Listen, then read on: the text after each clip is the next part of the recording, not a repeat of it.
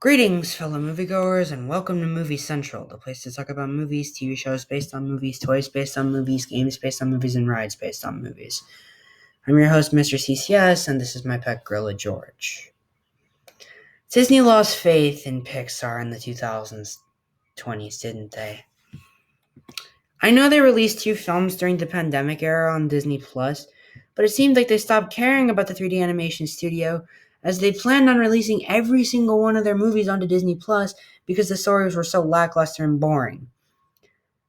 That is until recently with the release of Lightyear in theaters. Thank you for doing this, Disney. But there was one more movie they released exclusively on Disney Plus back in March of this year. Directed by the director of the Pixar short Domishi, Bao, which I didn't enjoy, by the way. But did I enjoy this relatively positively received film? It's time to find out. This is Turning Red. Mei Li, voiced by Rosalie Chiang, is a 13-year-old girl who is torn between being her mother's obedient daughter and the chaos of her youth, because clearly growing up in Canada in the year 2002 will make you act like this. As if that were not enough, when she gets too emotional, she turns into a big red panda. So she's the Hulk with a red panda. So what is the tone this movie wants to adopt? Is it an anime film? Or something like Ferris Bueller's Day Off? Or is it a drama? Or is it a comedy? Seriously, all of these tones are adapted into this movie, which by 5 minutes in, I couldn't take it anymore.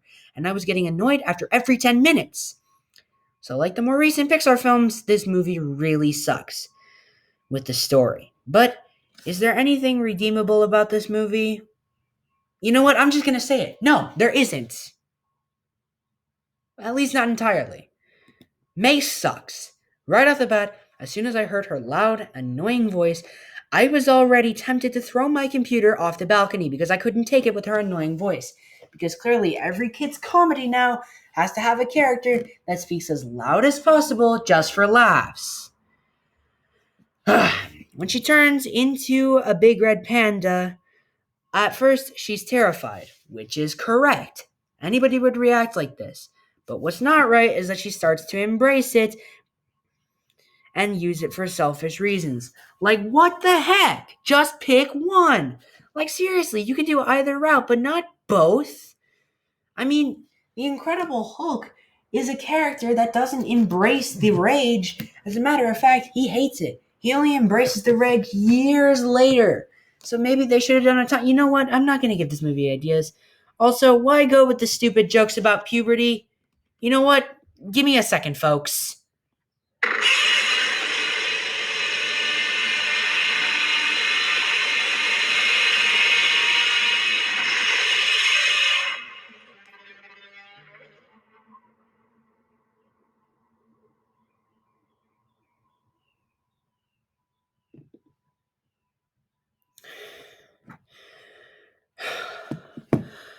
Come the frick on, Pixar! What happened to your awesome jokes? Why are you doing this?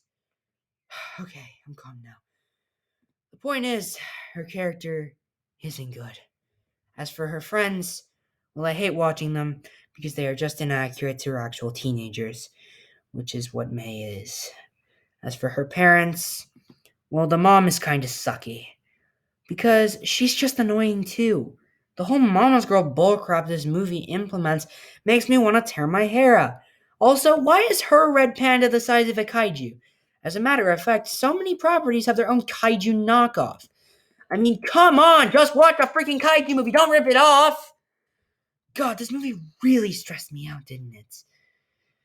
I can't really talk about the characters anymore because they don't add crap to the story, especially this weird BTS knockoff, because this is a 2022 movie, we have to stay trendy. Come on, really? Pixar never did this before. So yeah, the characters suck, and they add nothing to the story. But for all the complaints I have for the characters, the animation is actually pretty good. They didn't do the hyper-realistic backgrounds and made it more cartoony to match with the characters, so they actually got better. Thank you so much, Pixar, for rectifying your problems you had the past 3 movies. As for the music, Well, Ludwig Göransson does adapt the Asian culture quite well and gives us a feeling of whimsiness throughout it. And there are other things I'd like to point out too, like Billie Eilish and so many trendy musical artists are here just for you to buy the album. Disney's pulling this crap now. Okay then, bring it on. It's not like I'm going to lose faith in you or anything. Yes, I know this review was shorter than usual, but this movie broke me. And talking about it more makes me dislike it more than I disliked it before. As a matter of fact, it reflects it in the final score I gave it. I initially gave the movie a 5 out of 10, but thinking about it over time, I disliked the movie more, to the point where I hated it. I hate it so much that I almost bumped it up against Onward as the worst Pixar film. But at least with that, it wasn't preceded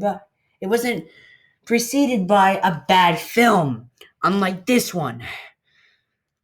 So for that, this movie, unfortunately, for the director and the studio who worked on it, gets a 2 out of 10.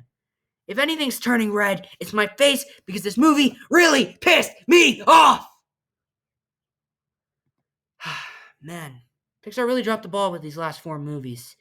But by the time I'm writing this review, I have yet to see Lightyear, and hopefully that movie makes me love Pixar again because the trailers made it look promising and like an actual movie that I'm going to enjoy. And seeing as how I really love the Buzz Lightyear character, I'm actually very excited.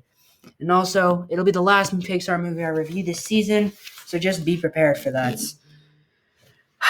But you guys won't find out until next week. So with that said, my name is Mr. CCS, this is Movie Central, and that, my friends, is a wrap. See you next week.